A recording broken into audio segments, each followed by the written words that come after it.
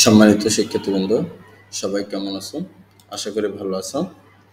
আজ আমি আলমগীর হোসেন আজ তোমাদের সামনে রূপন্তী প্রকাশনীর ৩-৫-এর ১ নম্বর ভিডিওতে আলোচনা করব। তো ১ নম্বর ভিডিওর অঙ্কগুলো নিয়ে আমরা একটু পরে আলোচনা করব। তার আগে এই অধ্যায়ের কি টাইপের অঙ্কগুলো আছে বা কি নিয়ে আলোচনা আমরা সেরকম কিছু কথা শুনবো।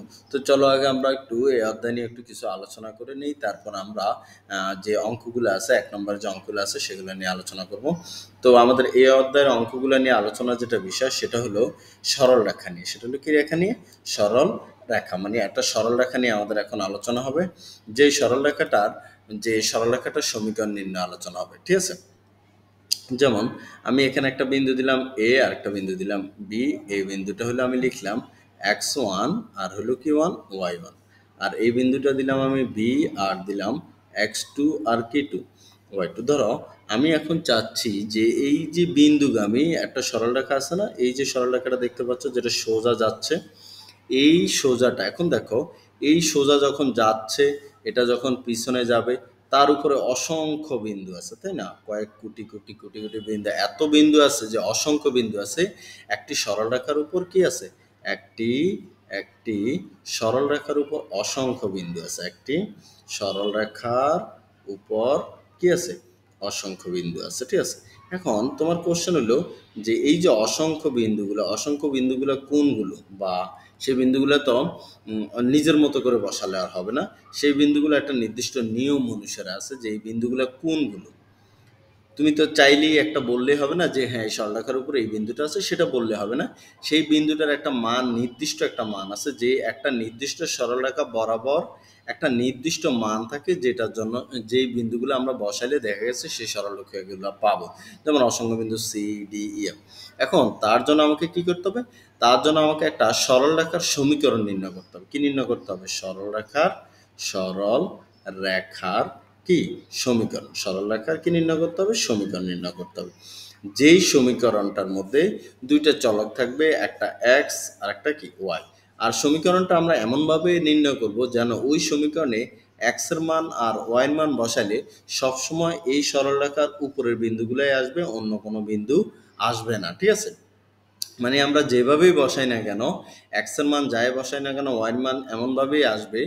আমরা যদি এই বিন্দুগামী সরলরেখার সমীকরণটা নির্ণয় করি বা এই সরলরেখার সমীকরণটা নির্ণয় করি, এক্স এর মান আর ওয়াই এর মান যাই বসাই না কেন, এই সমীকরণের মধ্যেই সেই বিন্দুগুলো থাকবে, বাইরের কোনো বিন্দু আসবে না। ঠিক আছে? এখন কত হলো সেই সমীকরণ নির্ণয়ের সূত্রটা কি? সেই সমীকরণ নির্ণয়ের সূত্রটা হলো, ধরো যদি দুইটা বিন্দু দেওয়া থাকে, এ আর বি দুইটা বিন্দু দেওয়া আছে, যদি দুইটা বিন্দু দেওয়া থাকে তাহলে সমীকরণ নির্ণয়ের সূত্রটা আমাদের হলো যে y minus y one x minus x one is equal y one minus y two by x one minus কি টু এক্স টু। এই হলো আমার কোনো একটা সরলরেখা সমীকরণ নির্ণয় সূত্র। তবে শর্ত হলে সেখানে কয়টা বিন্দু দেওয়া থাকবে হইব? দুইটি বিন্দু দেওয়া থাকলে, কারণ সমীকরণ নির্ণয়ের আরও সূত্র আছে, তার মধ্যে একটা হলো এটা কখন, এটা হলো যখন দুইটা বিন্দু দেওয়া থাকবে, কাকে কাকে? X one y one, x two কি টু ওয়াই টু। তার মানে এই ওয়াই আর এক্স থেকে যাবে, এগুলো কিন্তু মান বসবে না, কারণ এগুলো হলে আমার যেহেতু সমীকরণ নির্ণয় করতে বলছে, আমরা জানি সমীকরণে সবসময় কে কে উপস্থিত থাকে? এক্স আর ওয়াইটা কি থাকবে? উপস্থিত থাকবে। তাহলে আমরা যখন অন্য মানগুলোকে বসাই দিয়ে ক্যালকুলেশন করব, সেখানে মূলত আমার সমীকরণের নির্ণয় হয়ে যাবে। আর এই সমীকরণটা হবে সেই সমীকরণটা যেই দুইটা বিন্দু দিয়ে গেছে ওই সরলরেখার সমীকরণটা, যে কতটুকু হবে সেটা মানে আনলিমিটেড বিন্দু আছে, আমরা যদি ওই সমীকরণটাতে বিন্দুগুলো বসে তাহলে আমরা সেটা পাবো। ঠিক আছে? তাহলে এই সূত্রটা কখন? দুইটি বিন্দু দেওয়া থাকলে সমীকরণ নির্ণয় সূত্র। এই সূত্রটা কখন যদি কথাটা আসবে, তার মানে সমীকরণ নির্ণয় সূত্রগুলো আর কি কি আছে আমরা একটু দেখি। তাহলে এটা হইলো কখন? দুইটি বিন্দু দেওয়া থাকলে, দুইটি বিন্দু দেওয়া দুইটি বিন্দু দেওয়া থাকলে সমীকরণ নির্ণয়ের সূত্র। সমীকরণ নির্ণয়ের সূত্র। তাহলে কয়টা বিন্দু দেওয়া থাকলে? দুইটা বিন্দু দেওয়া থাকলে সমীকরণ নির্ণয়ের সূত্র কি? Y minus y one by x minus x one is equal y one minus y two by x one minus কি টু এক্স টু। এটা হলো কখন? দুইটা বিন্দু, মানে A x one y one, B x two আর কি two y two যদি দেওয়া থাকে তাহলে সমীকরণ নির্ণয়ের সূত্র। এবার আসি সমীকরণ নির্ণয়ের আরো সূত্র আছে। যদি এম এবং মানে ঢাল এবং একটা বিন্দু দেওয়া থাকে, ধরো একটা বিন্দু x1 আর y1 দেওয়া থাকে।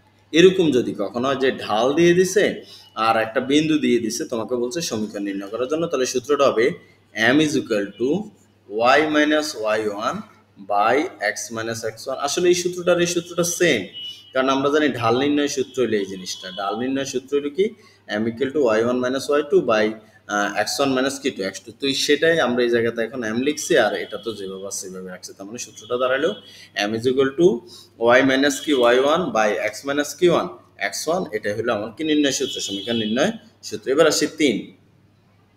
ধরো কখনো যদি m দেওয়া থাকে এবং স্যাদক সি দেওয়া থাকে, স্যাদক যদি সি দেওয়া থাকলে, স্যাদক সি দেওয়া থাকলে, সি দেওয়া থাকলে তখন আমাদের সূত্রটা হবে y is equal to mx plus c. এই সূত্রটা হবে যদি m এবং কি স্যাদক সি দেওয়া থাকে, m এবং স্যাদক কি দেওয়া থাকে, সি দেওয়া থাকলে সেখানে সূত্রটা হবে y is equal to mx plus কি C. y is equal to mx plus কি সি। আমরা সেটা ব্যবহার করলে আমাদের সেটা বের হয়ে যাবে, ঠিক আছে।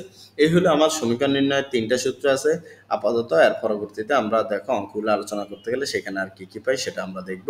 তো চলো আমরা প্রথম অঙ্কটাতে কি লেখা আছে আমরা একটু মনে রাখবো। দুইটা বিন্দু দেওয়া থাকলে সমীকরণ নির্ণয় সূত্র এটা, ঢাল এবং একটা বিন্দু দেওয়া থাকলে সূত্রটা এটা, আর যদি m এবং স্যাদক সি দেওয়া থাকে তাহলে সমীকরণ নির্ণয় সূত্র এটা। এবার আসো আমরা দেখি প্রথম অঙ্কটাতে কি লিখছে, মূল বিন্দু এবং 3-4 বিন্দুগামী সরলরেখার সমীকরণ নির্ণয় করো। মানে সরলরেখার সমীকরণ নির্ণয় করতে সেখানে দেওয়া আছে 1 নম্বর অঙ্কটাতে মূল বিন্দু আর 3,4। তো আসো প্রথম অঙ্কটাতে যেহেতু বলছে মূল বিন্দু, আমরা জানি মূল বিন্দুর মান সবসময় কি হয় 0 0। মূল বিন্দু বলতে কোনটা, এই যে এটা মূল বিন্দু হলো কি 0 0। আরেকটা বিন্দু দিয়ে দিছে কি 3,4। আমি যদি 3 এখানে আর 4 3,4 যদি এখানে হয়, আমাকে বলছে এখন এই সমীকরণটা নির্ণয় করার জন্য, সরি এই বিন্দুটা এখানে ধরো, এই সমীকরণটা নির্ণয় করার জন্য মূল বিন্দু যদি ঠিকমতো হয়নি চিত্রটা এইভাবে হবে এই বিন্দুটা, এটা নির্ণয় করার জন্য আমাকে বলছে। আচ্ছা আমি একটু মুছে ফেলে হালকা, যেহেতু একটু চিত্রটা আমি আঁকছি। আচ্ছা তাহলে আমাদের মূল বিন্দুগামী সরলরেখার সমীকরণ নির্ণয়ের জন্য যে আমাদের বলছে যে যেহেতু দুইটা বিন্দু দেওয়া আছে, তাহলে দুইটা বিন্দু একটা কি 0 0 আর একটা কি 3,4, আমাকে বলছে এই সমীকরণ নির্ণয় করো। তাহলে আসলে আমাদের সমীকরণ নির্ণয় সূত্র কি আমরা জানি, সমীকরণ নির্ণয় সূত্রটা আমরা লিখে বলবো।